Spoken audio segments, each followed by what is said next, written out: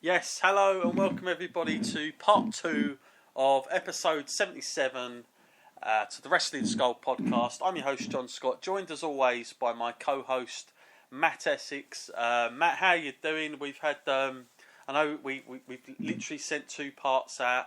I'll let everyone into a little secret. We kind of did pre-record that about a week ago, and by absolute huge misfortunes and such bad luck, we just couldn't get the second part done. We had power cuts, we had internet playing an absolute nightmare on Skype as usual. But finally, Matt, we're going out live tonight, and I thought, what a better way than to have it just after the holidays. Have you had a good holiday period, Matt, and let your hair down a bit and enjoyed all the festivities, I suppose? Yeah, I'm totally enjoying it. Just sitting around, eating food that I shouldn't, getting fat, just enjoying the Christmas time, yeah. So I'm ready to get back into the wrestling spirit now, though. Now Christmas is gone. Yeah, it's like the new T-shirt: eat, sleep, conquer, repeat every year for this type of landmark. But no doubt about that. But yeah, a good festive period for myself. Pretty chilled, pretty relaxed. Going to say probably the first time in a few years where I've been able to take that time off and just kind of let me hair down and take it all in. But again, like most things, Matt, the build-up anticipation is always greater than sometimes the event. And as like most things, I'm sure we can look back at WrestleMania in the same instance as that. But yeah, not too bad. Well, the second part of this podcast really wanted to dive into our topic and the main theme, which was, I did say last time on part 1 of this episode, that we were going to be talking all things UK wrestling on our side of the shore for a change, Matt. First of all, let's go back and start with the announcement that we got. Probably, 2 weeks ago now, 3 weeks ago, something along those lines. I'm guessing somewhere like that we had Triple H coming over to the O2 Arena. Lots of press, lots of media, all sort of wondering what the announcement was going to be. I don't think many people expected the announcement they got, Matt, which was that WWE announces a UK title and a tournament that will take place in as early as January, which is going to be coming from Blackpool, and it's going to be an exclusive to the WWE Network, sort of over a weekend special that weekend, which I believe is on January the 14th and 15th, live coverage exclusively on the WWE Network.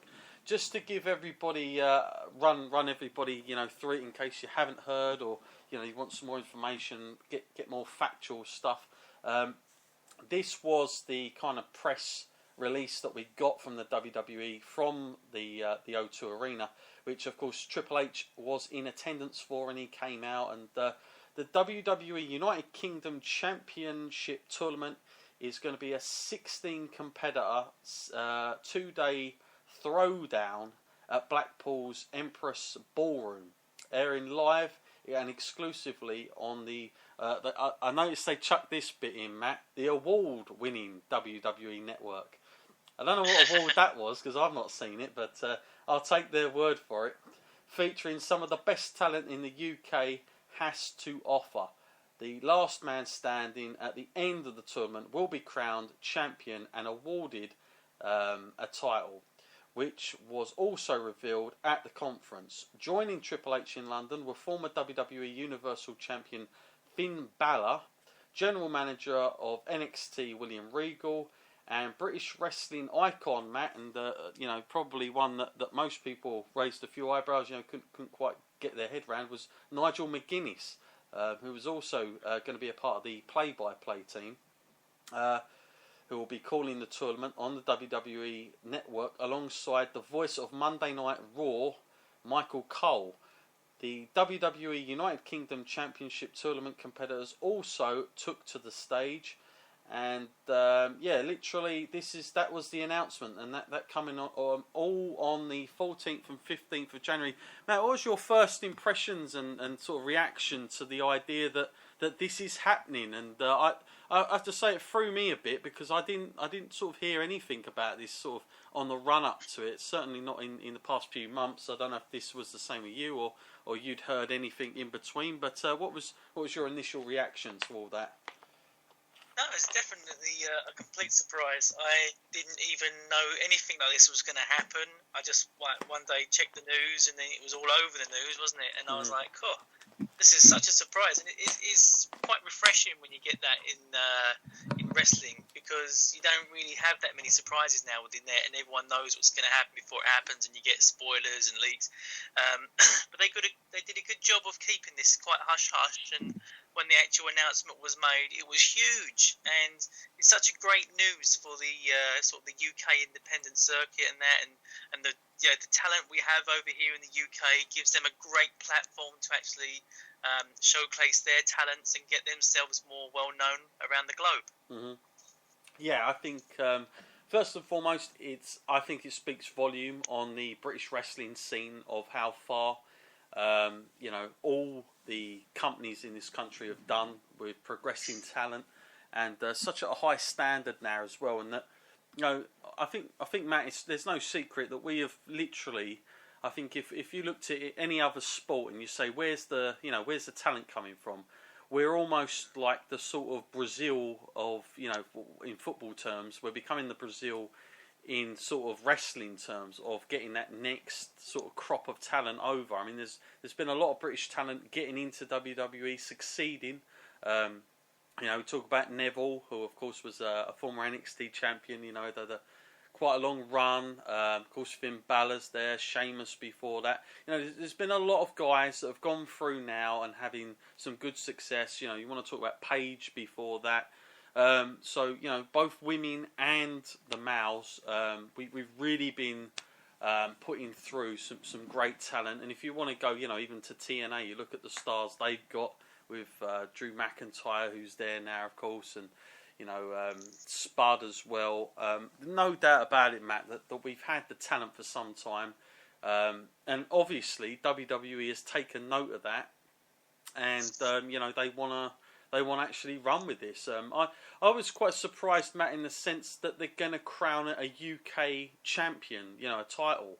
And I guess my question really, Matt, was where will they go after that? Like, I've heard plans that WWE would like to even stick around and have a promotion running just from the UK going on currently. Now, I don't know if that stretches WWE somewhat, but then again, does it really stretch them, considering the sort of capabilities that they have to have that on the network? Like, it'll give them, I guess it gives them, again, another exclusive content.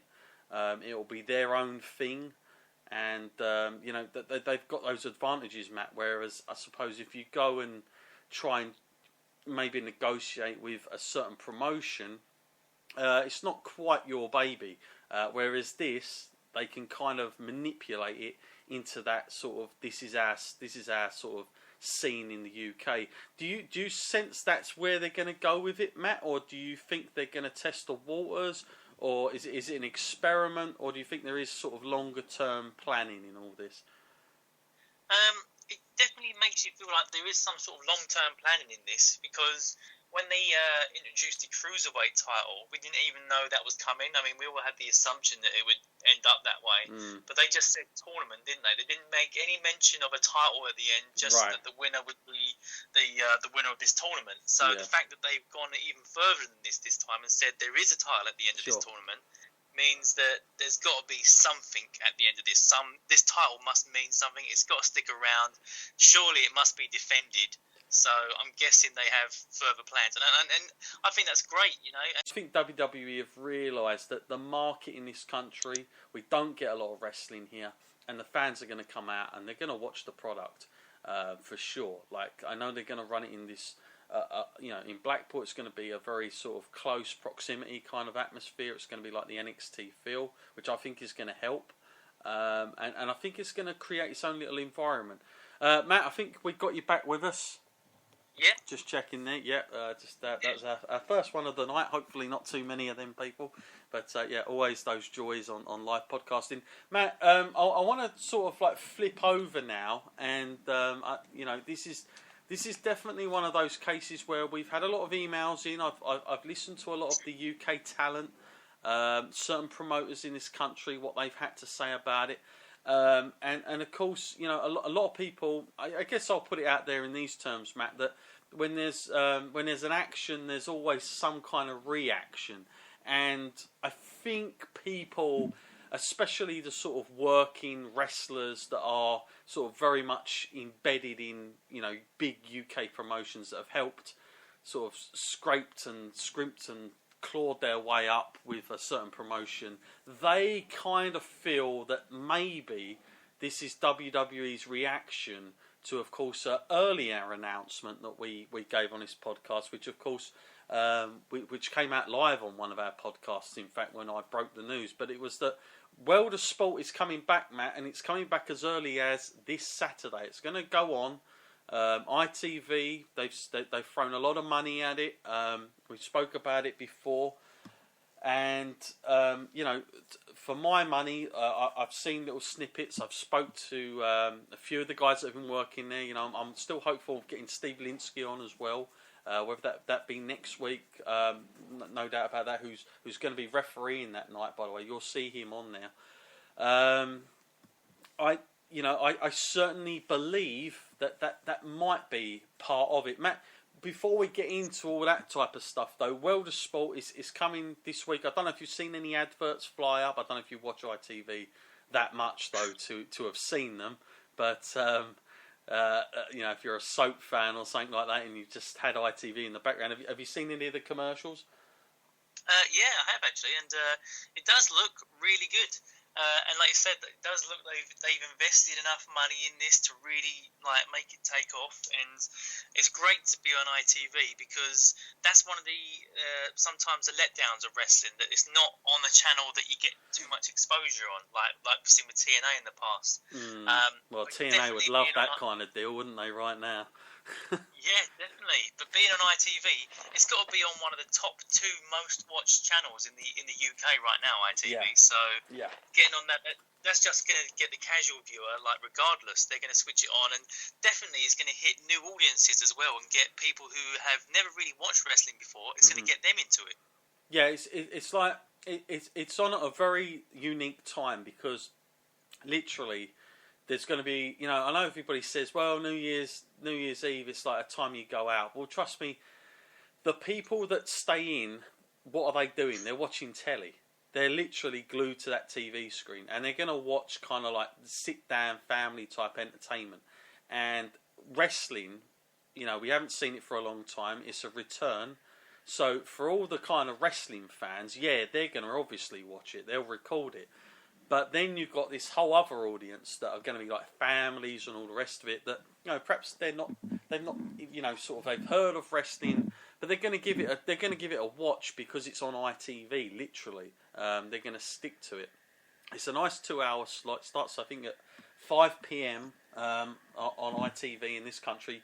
You know, if you're around the globe, you can probably get it. If you can get ITV, you know. The ITV player and all the rest of it, I'm sure it'll be on catch-up at some point, something like that. But I think, you know, when you look at the talent they've brought in for it, Matt, I mean, obviously it's very UK heavy.